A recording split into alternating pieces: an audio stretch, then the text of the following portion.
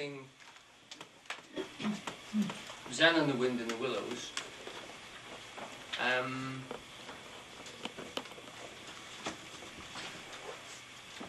So I was inspired first of all by the book about the Tao Poo, which I thought was a wonderful book. And the approach which came from it is the one I'm going to try and similarly apply to this one, which is that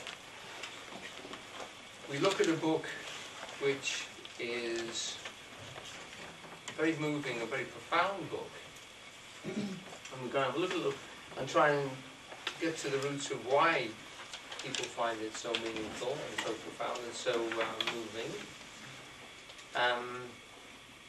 And the way I'm going to use to interpret it is to use the concepts which are expounded in Zen. I'm not implying in any sense that Grahame was a Zen scholar or was interested in Zen at all.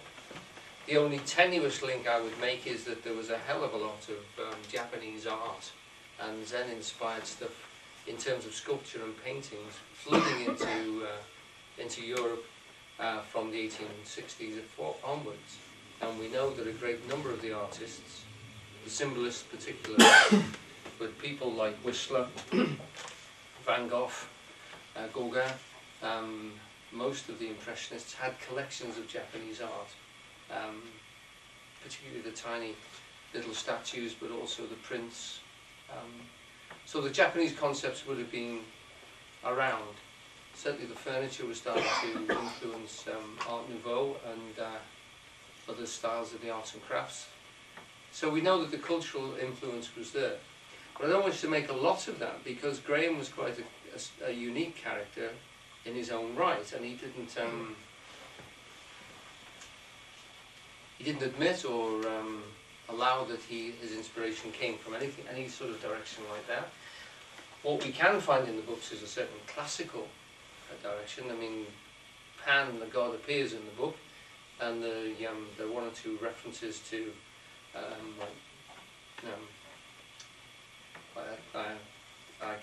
in Tempest Came His Tears and The Return of Ulysses, which show that he had a classical education, and that he's thinking of the book actually as every man's journey, so to speak, which is what he's representing there.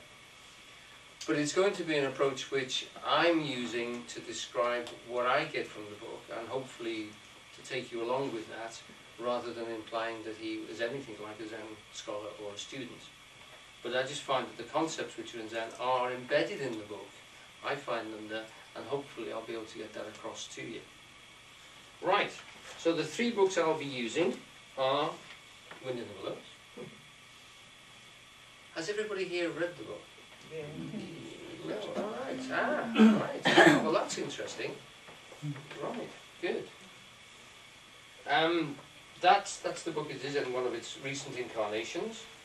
The other book I'll be using to draw from will be Zen and the Doctrine of No Mind, which is a Suzuki book, which is about the fact that there's a concept in Zen Buddhism. In fact, it's the basic concept, I would say, of Zen Buddhism, is that there's a human method of apprehension which is classed as no mind.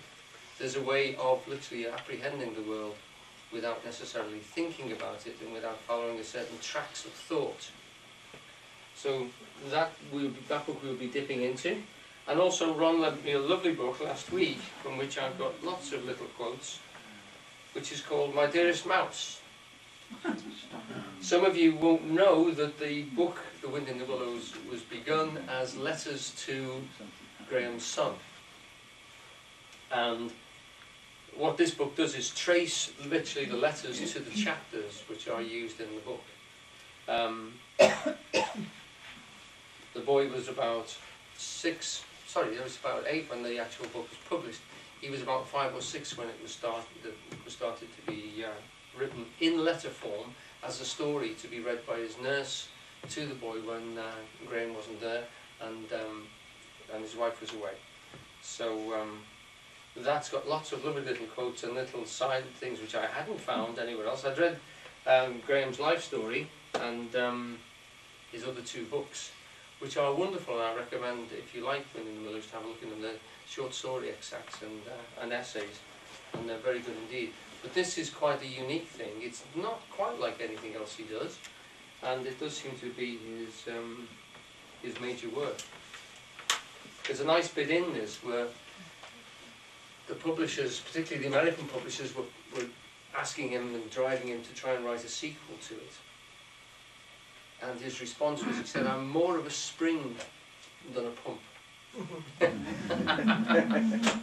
So what we have here is a very down-to-earth chap, somebody, large man, bachelor till he was 40, I think, married a lady, and they had the child, Little Mouse, as he's called in there.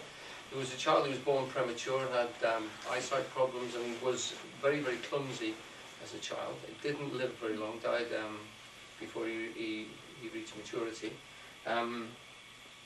Died before Grahame, which was very upsetting to him.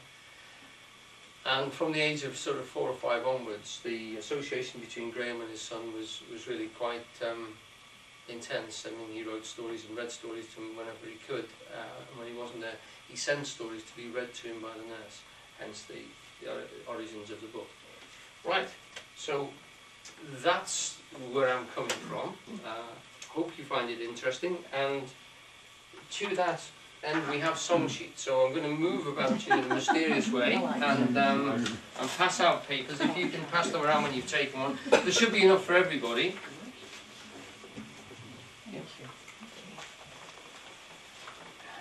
We'll start these moving around here.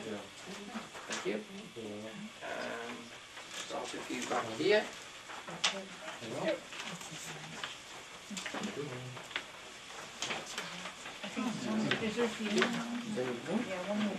Would you like one? You would? Okay. Thank you. Okay. One more there. One, there you go. I've got one there, yes. Mine's a special one, I've got the answers written on.